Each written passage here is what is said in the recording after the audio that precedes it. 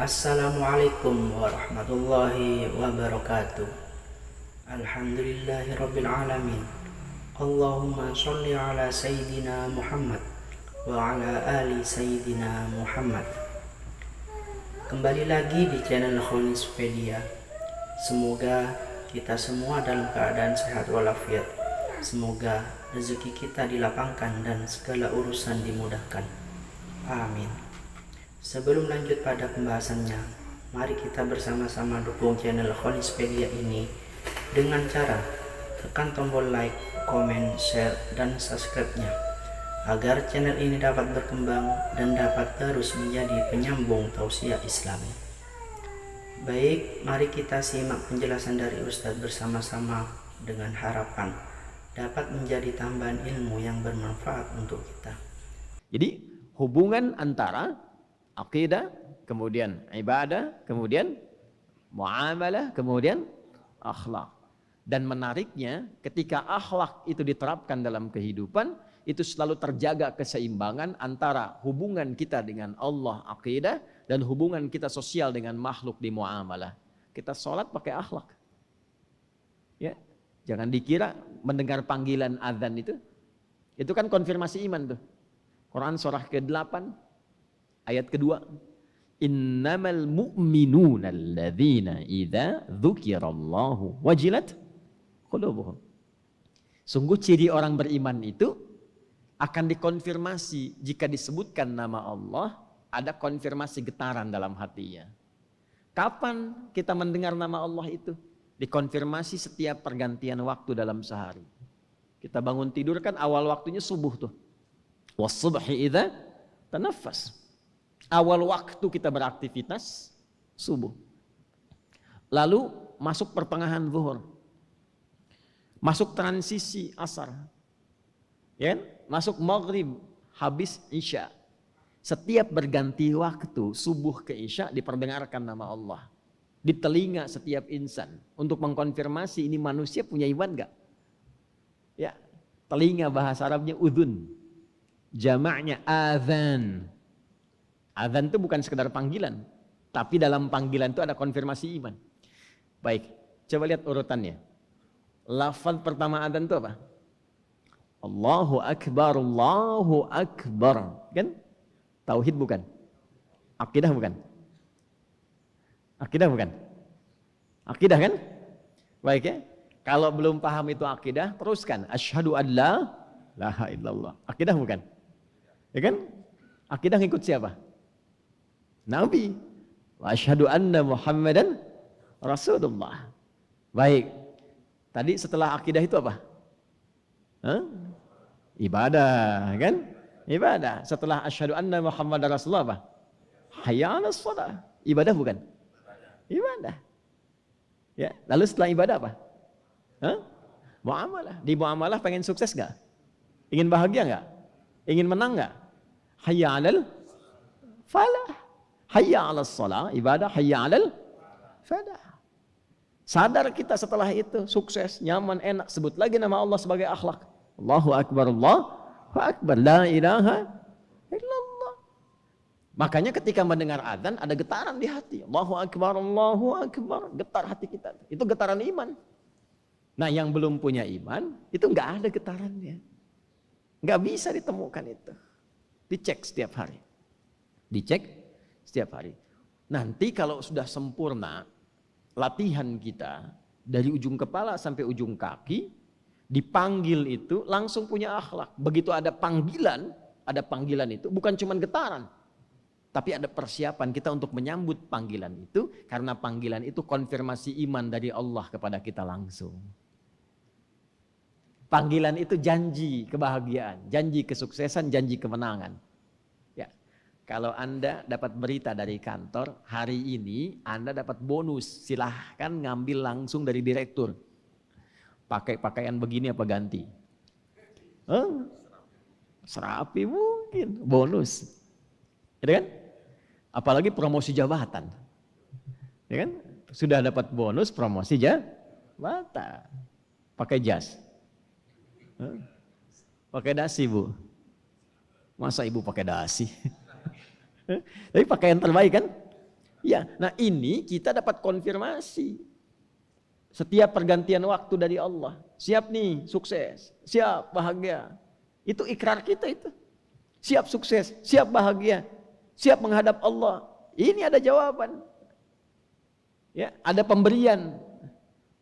Mana ada yang ngasih bonus 5 kali sehari? Allah ngasih bonus 5 kali sehari. Nih, ada pemberian nih. Ada kemenangan, ada kebahagiaan.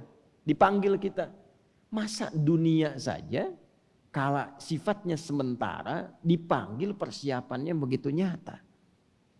Maka balik tanya Allah sama kita tuh. Turun Quran surah ke-7 Al-A'raf di ayat 31. Ya bani Adam khudhu zinatakum 'inda kulli masjid. Hei semua anak cucu Adam, kalau ada panggilan dari masjid itu, kenakan penampilan terbaikmu. Zinatakum, kenakan penampilan terbaikmu. Ya, Quran tidak menuntut kita untuk mewah, bukan. Tapi yang terbaik yang bisa kita persembahkan, datang. Dan itu menariknya sifat masjid. Jangankan yang telah beriman, yang belum beriman pun kadang ke masjid itu disesuaikan pakaiannya. Ya, kemarin di Dubai itu, John Statham itu sama istrinya kan datang tuh ke satu masjid ya. Kan penampilannya tuh langsung berubah. Iya kan? Ya. Ada Presiden Amerika dulu Obama dengan istrinya Michelle itu saat datang ke Istiqlal kan penampilannya berubah. Coba lihat, yang belum beriman masuk masjid itu penampilan bisa berubah. Masa yang beriman pakai kaos? Salat subuh pakai kaos Batman, udah tahu banyak jebakan. Salah sih tidak.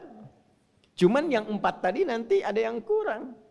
Aqidah, ibadah, muamalah, apa akhlaknya dalam ibadah itu? Akhlaknya ketika terkoneksi dengan Allah dipakai enggak itu? Ya. Bapak komunikasi dengan atasan. Ya, lalu pola komunikasinya itu enggak nyaman untuk dilihat. Kira-kira misinya sukses tidak? Nah, kita ingin komunikasi dengan Allah, tapi penampilan tidak meyakinkan, sukses tidak? Syukurnya Allah masih punya sifat asy-syakur, maha menerima walaupun sedikit.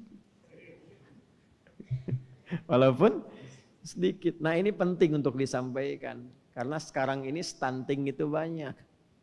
Orang hanya melihat stunting fisikal. Fisiknya stunting memendek. Ternyata sekarang ada stunting spiritual. Sholatnya pendek. Kilat cepat. Stunting intelektual. Pikirannya pendek. Stunting moral. Perilakunya pendek. Tidak mulia. Catat tuh, belum ada sekarang penemuan stunting spiritual.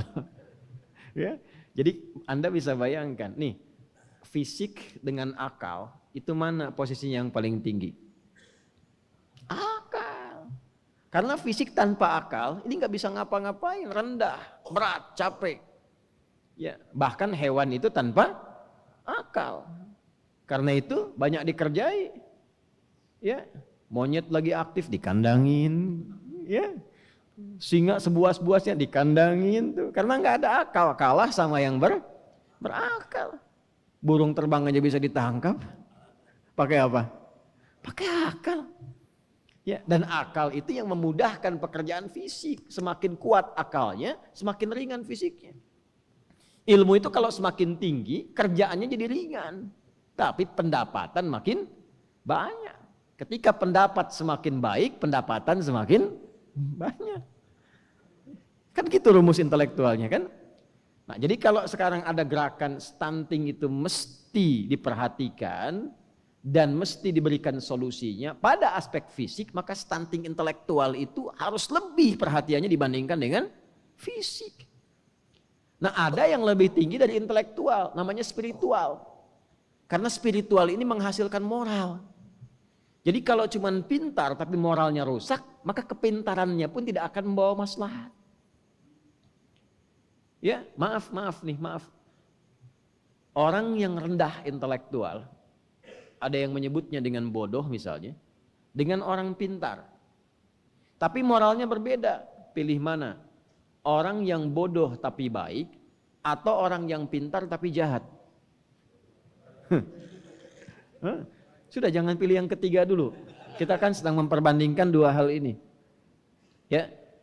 Walaupun tidak sampai apple to apple perbandingan ini, tapi dari aspek nilainya itu serupa.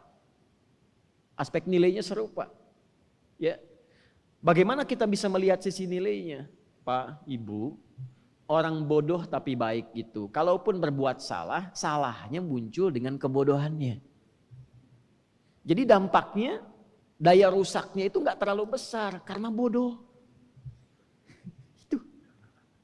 Tapi kalau pintar dan dia jahat, itu merusaknya pasti berat. Karena pintar, kepintarannya digunakan untuk menipu. Ya. Ada orang bodoh mau nyuri motor, tapi nggak tahu caranya. Karena nggak tahu, nggak jalan-jalan, dia paling dapat spionnya. Rusak habis. Itu ya. Tapi kalau orang pintar, sepersekian detik tak jalan itu. Semakin pintar, semakin banyak. Ya. Sapi itu tidak punya bakat korupsi. Sapi. Karena nggak punya akal. Tidak punya akal. Karena itu makanannya tetap rumput. Silahkan kasih emas. Sapi kasih emas 2 kilo, nggak akan dimakan. Nggak mau dimakan. Manusia makin pintar, makanannya bisa berubah dari nasi jadi aspal. Aspal dimakan tuh. Makanya orang mengatakan dia makan proyek tuh. Proyek dimakan. Nah, apa yang menjaga supaya akal ini tetap dalam fungsinya yang baik? Itu kekuatan moral. Nah, di sini ada perintah. Moral itu bisa lahir, karakter moral itu bisa terbentuk dengan baik kalau spiritualnya kuat. Perintahnya dari sini, bukan dari sini. Ini itu hanya mengkonstruksikan perintah gimana supaya cepat dieksekusi oleh fisik. Tapi perintahnya dari sini. Dari nafas. Innan nafsa la'ammaratum bis-su. Kalau nggak diolah, perintahnya jadi buruk. Semakin pintar akalnya dikonstruksikan oleh akal, semakin cepat dieksekusi. Jadi akal itu netral saja. Semakin ilmu banyak, semakin mudah mengkonstruksikan bagaimana yang dilakukan dengan cepat, bagaimana sistematis. Tapi perintahnya dari sini. Kalau dia baik, maka semua kebaikan itu akan cepat, tuntas dan sempurna dilakukan. Maka sekarang stunting spiritual itu yang nanti menyebabkan stunting moral itu harus lebih tinggi perhatiannya dibandingkan stunting intelektual, dibandingkan stunting fisikal. Bikin status tuh belum ada kan? Iya. Jadi kalau gerakan stunting fisikal itu banyak dicegah sekarang, ya stunting moral itu harus lebih banyak. Ya, wah ini fisiknya kecil, iya tapi saya nggak korupsi Pak. Yang besar-besar itu yang korupsi. Misalnya jawabannya gimana tuh? Maka kita berharap tinggi, pintar, dan baik. Nah semua bagian tubuh, ujung kepala sampai kaki, kalau dilatih lewat akidah yang benar, ibadah yang benar, muamalahnya benar, akhlaknya benar, maka berubah jadi hamba Allah yang seutuhnya. Disayang tidak sama Allah? Pasti disayang. Ya sifat kasih Allah yang menyayangi hamba di dunia disebut Rahman. Berubah kita jadi hamba yang disayang Allah. Hamba Allah itu di dunia satu atau banyak? Banyak. Maka hamba, abdun, jamaknya ibadun. Sifat Allah Rahman yang menyayangi hamba, maka lekat dengan nama hamba itu. Maka disebutlah ibadur Rahman. Kalau sudah jadi ibadur Rahman, itu ujung kepala sampai ujung kaki sempurna karakteristiknya. Itulah yang dimaksudkan dalam surah Al-Furqan, wa ibadur rahmanil ladzina yamshuna 'alal ardi hauna wa idza khatabahumul jahiluna qalu salama, dan seterusnya ayat sampai nanti ketemu Allah, sampai bersyukur. Itu hidup kita tuh itu aja. Demikian tausiah Islami yang disampaikan, semoga bermanfaat, menjadi amal yang diridhoi oleh Allah Subhanahu wa taala. Amin. Akhirul kalam. Assalamualaikum warahmatullahi wabarakatuh.